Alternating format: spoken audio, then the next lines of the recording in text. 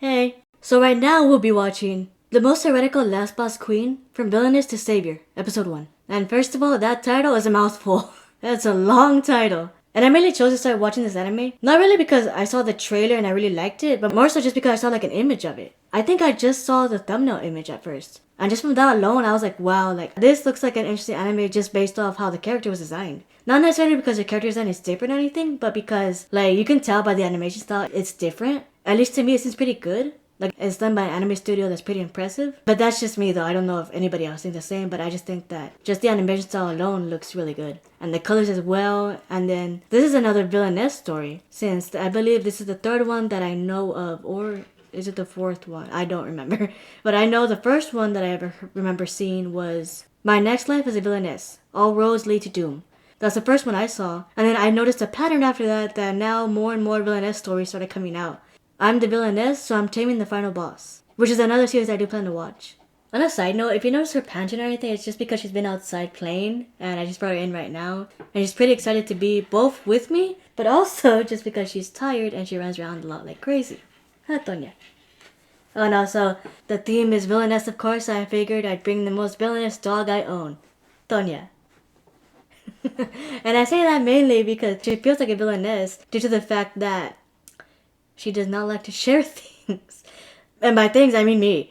Like, I currently have 3 dogs. I used to have 4, but sadly my pug passed away about, I believe, 2 weeks ago. And so now I only have 3 dogs. And Tonya has never been one to like sharing me, since she's actually grown up differently than my other dogs. Because, well, basically all my dogs grew up the same way, since, like, they would sleep on my bed, they would always be around me all day, except when I would go to school, they would stay home, of course, and I would go to school. And they weren't with me 24/7, unless it was, like, summer vacation or something. But with Tonya, what makes her different is the fact that, since the day I got her, she has been with me pretty much every day. Like, from when I go to sleep, she only slept in her cage, like, for 2 weeks, and then she started crying so much in the middle of the night, so then I would sit down on the floor, and I would open her cage, and I would find out that all she wanted to do was, when she got out of the cage, was go lay down on my lap and fall asleep. That's all she wanted. All she wanted to do was at least sleep near me, or on me, I guess. So basically, since then, she's been sleeping on my bed every single day, so she's about 10 months, so she's been doing that for, like, about 8 months, essentially. So she's been doing that, and my boss allows me to take her to work. So if I go into work like at 6 in the morning, I wake up at 4:50, get her ready, get myself ready, and we're out of there by like 5:30, and we're at work by like 5:50. So she wakes up with me. When I go to sleep, she goes to sleep. Even sometimes when I go to the store, she goes to the store with me. When I come back home here on the weekend, she comes with me. She's with me basically 24/7. She rarely, if ever, leaves my side unless we're here, which is because she plays with like dog siblings, I guess you could say. But basically, since she grew up a bit differently than my other dogs, she's much more obsessively attached to me, I would say. And vice versa, honestly. Right, Tonya?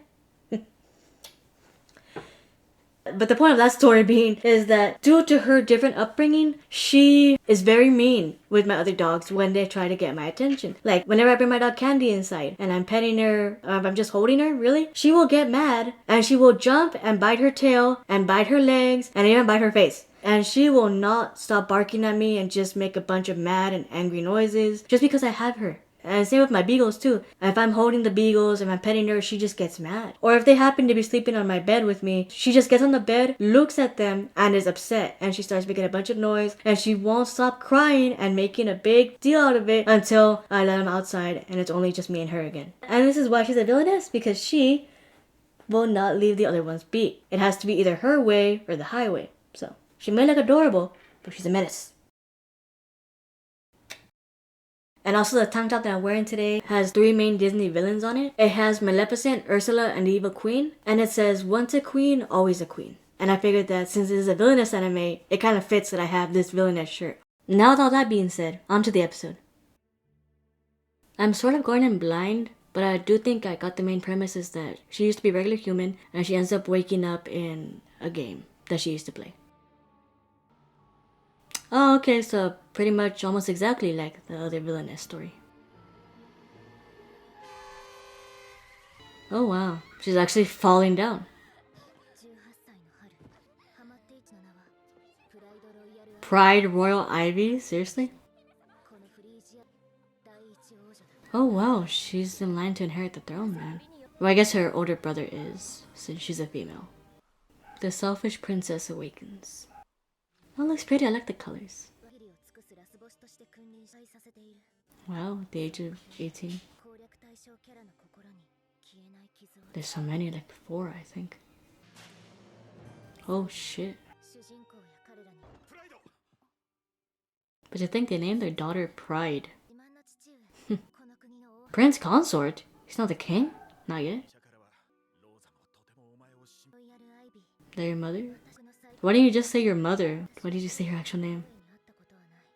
Oh. Was it from an affair or what? Or is it because she was pregnant? Oh. Tiara? Really? I wonder why her younger sister's a protagonist then. Frisia. Oh, is that why? Oh, wow. Oh, so it doesn't matter what gender you are then? It's not male-based then? That's good. Oh, okay. So she actually does have the ability. It's not just that. She already knows the game.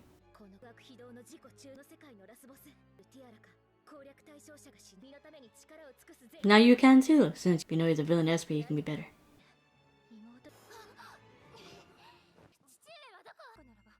Oh wait, is her mom the queen then? And he's just the prince consort because when you marry the queen, you don't actually become the king, you just become the prince consort. Oh god, she's gonna jump! Oh god, she's high up. Oh, is he gonna die in the carriage? Oh. Was it on purpose or it just happened to be broken? Oh shit.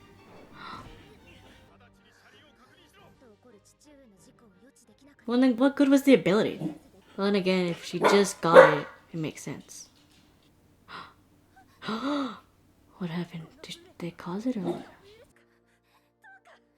That was a girl or what? Or is it because they failed to help her?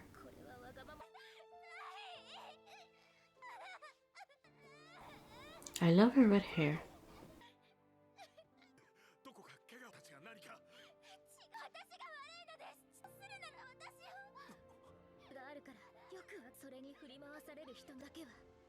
Aww. So she really thinks she's gonna die at 18. I mean, it could still happen, but I mean, she could change the course of her life now that she knows that she used to be a villainess and she can do good again. Why until then? And also, why was she only with the younger one all this time? Is it like Keith?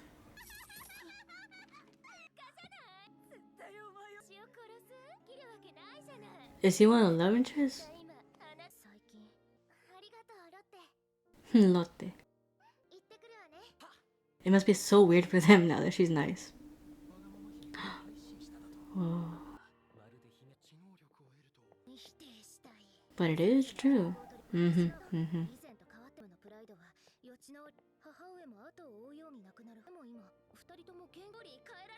Did that not occur to her before? And also, why did she remember so late that her mom passed us away after her dad? Brother-in-law? Did I read that right? Oh, is he betrothed to Tiara then? Stale? Oh, that makes sense. And 1 year older than Tiara. Oh. Ooh, teleportation.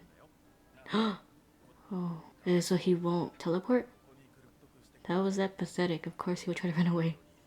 She's gonna take him off, isn't she? That is a cruel fate. You can't just treat children like pawns. You don't like people, my god. Your dad's just like, yep. And of course he's not truly happy. Oh, okay. It's like a slave contract, kind of? Oh, did she lie to him before? Well, in the previous life. Or in the game. And she never let him see his mother again. Dang, she really put on the act back then.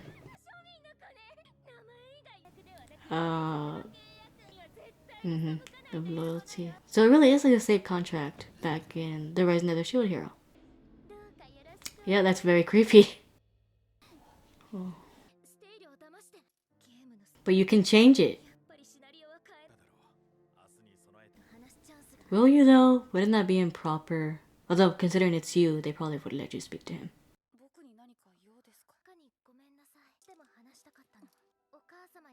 Of course he does. I mean, he could say no, I guess. She's gonna take the cuffs off, isn't she? Oh, I knew it. That's the key to the handcuffs. Whoa. Oh, what if he thinks they're trick? He probably will think, well, you guys are just gonna hunt me down. What's the point? Mother's gonna be punished. See? I knew it. And they probably won't believe that she herself wanted to set him free. This Prince Regent is really looking not great.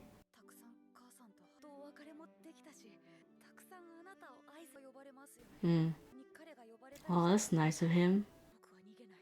Whoa. Seriously, what is up with this family?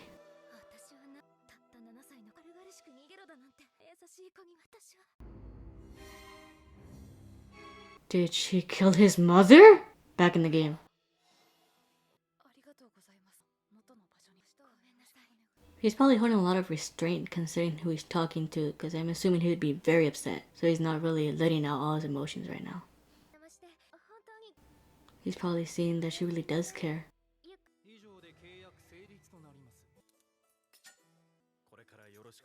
My son? Oh, he actually looks happy. Then again, this could be very much rehearsed. These are not good news. Damn, that's an ability? That's cool. He's probably super old.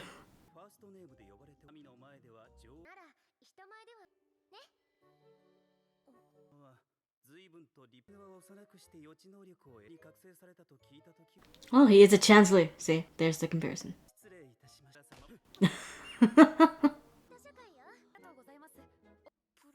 Just pride, yeah. She's taller than him. Elder sister or your Royal Highness? I mean, technically, it isn't just the two of you though. That's probably why he hesitated. Oh, he's been crying. Of course, he probably misses his mom. Or is he sick? Maybe he's not eating enough? Too much change, maybe? Okasama, yeah.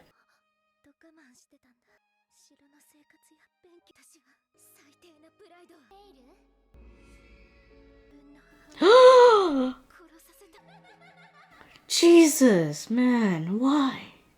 I mean, I kind of figured that's where they were going with right now. Like, I didn't have a chance to voice it before they said it. Okay, but I understand why she's upset, but she didn't cause it. It was just the character herself. It's not really her. Well, it's her now, but it isn't her own actions, though. It's the actions of the actual character herself. And also, this is very improper. If anybody walks in, they could think very differently about the situation. Well, couldn't she let him see his mom, then? Or maybe even have the mom move nearby or something? He's definitely gonna fall for her. He probably fell for Tiara before because she was super nice to him, considering that she was super mean. Whoa.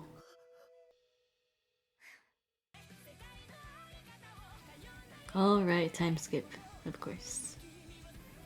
He wears glasses. Not that I dislike glasses because I wear glasses myself, but why does he have to wear glasses though? Oh, long-haired guy. Chancellor. That guy. Wait, is the Chancellor a love interest too? Okay, that is weird.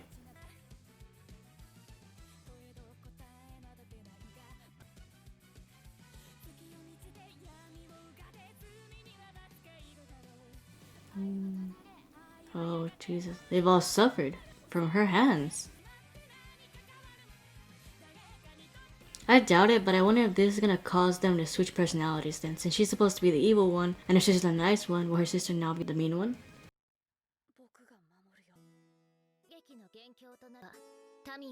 Okay, now the title makes sense. So this first episode was a lot, and I did really enjoy it. It has a lot of similarities with My Next Life as a Villainess, All Roads Lead to Doom, which of course makes sense because they're both about these girls who end up getting into accidents that ends up killing them, and they end up being reincarnated into a game that they used to play a lot, and they know exactly what's going to happen to them, and they try to change the course of their lives so they don't end up being killed or exiled. And also the fact that they both have sort of brothers now. where Katarina had Keith, who came from an abusive household due to, I believe, his own mother having an affair and him being the result of that affair, and being adopted into Katarina's family and essentially growing up being her brother, but yet somehow he's still a love interest, which is strange. And in this anime series, a similar thing happens where Stale comes from a single parent household, and due to the cruelty of the royal family, or at the very least from Pride's dad, he was essentially forced to becoming part of the royal family and will grow up essentially being like her brother, or at the very least, as the translators put it, brother-in-law. Oh, okay, you know what? If they meant it in that sense, it makes sense to me now. Because so I figured the translation also could be wrong, but I figured maybe they put brother-in-law because maybe he would be the betrothed of Tiara, considering the fact that she's the younger sister and everything. But now that they did the contract, I feel like they say brother-in-law because literally that's what he is. Her brother by law, because he signed the contract. So that makes sense in that way too. And so he'll grow up to be basically like her brother, and when they're older, be her love interest, I guess, or at least one of 4. And I'm hoping I'm wrong, but it looks like the Chancellor could be one of them, considering the fact that his ability is eternal youth. And not really just for that reason, the fact that he's already the Chancellor, and he's already serving her dad, and she is only 8 right now. That's a big age difference by itself, not even counting in the whole eternal youth thing. Although if it were to happen, it would remind me of the relationship between Princess Margaret and Captain Townsend from the series The Crown, and also the real life royal family in Europe. But basically, from where I know him from is the Netflix show The Crown. So it reminds me of that, since Captain Townsend was so much older than Princess Margaret, and he was actually married and had kids when they got together, so they basically had an affair with each other. So if they were to go with that route with Pride and Chancellor, it would really remind me of Princess Margaret and Captain Townsend. And the other 2, we of course, it's the first episode, we don't know who they are. But from the opening, well, I'm assuming it's the opening song, but it could be the ending song. You never know. It looks like they all have tragic backstories. The Chancellor lost somebody. The guy with short hair seems to have left a poor village he used to live in. The guy with long hair, who, just for that reason alone, is kind of my favorite right now. He always seems to have like a tragic backstory. And of course, we already know what Still went through. And yeah, that's pretty much it. And another similarity that these 2 animes have is the fact that they have abilities. Although apparently in this series, abilities are more rare. Whereas in my next episode, Villainess series, pretty much everybody has magical powers. And it just depends on like what elements you have. I believe Katarina has very weak earth powers, but I think she ends up getting very strong dark magic powers. And I don't know what the others have, but basically I think everybody has magical powers in that show. And this one, it seems more like only a few. Although, not as few as one would think, because Stale said he has a bunch of friends, and they all have different abilities, so at least maybe in that town it's more abundant, but overall it says it's not a super common thing. Also, the fact that he needs cuffs to prevent him from teleporting, in a sense, reminds me of the Pokemon called Abra, since he has the ability to teleport whenever you try to battle him. So basically what you have to do is, when you end up fighting Abra in battle, you have to use the look mean look in order to scare him into not using his ability so that he can't escape. And that's sort of what it reminded me of with Stale, because he needed those handcuffs so that he wouldn't escape. Also, in a different sense, even reminded me of Rock Lee, because Rock Lee in the manga anime series Naruto, he is the only real, like, regular, I guess, human among all the other students there, since he doesn't really have, like, special abilities or any chakra or anything like that. All he has is jutsu, I think. And so, what he does have is a lot of speed, and in order to make it so that he's not super fast, and also to train himself, he puts these weights on his ankles, and he only took them off once when he was battling Gaara that one time. And everybody was surprised at just how fast he really was. He was already fast to begin with, he was even faster than before without them.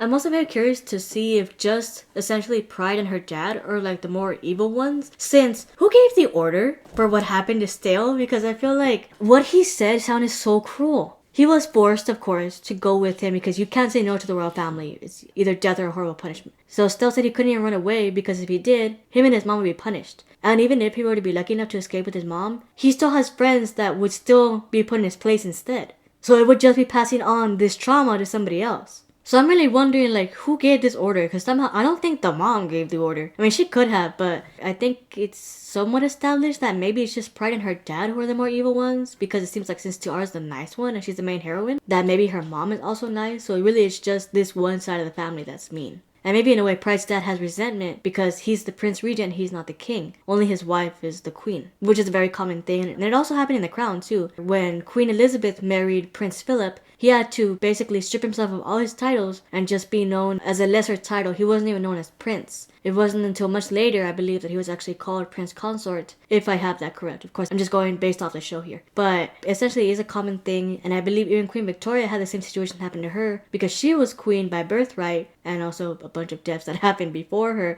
that caused her to become queen. And her husband, Prince Albert, was essentially just the Prince Consort. He was never really named king. So it is a common thing in royal families that when a female royal inherits the crown and she becomes queen, it isn't the same as when a prince becomes king, because when you marry a king, you become a queen. But when you marry a queen, you don't become king. Which is strange to me, but also interesting in a way, because in this sense, women win.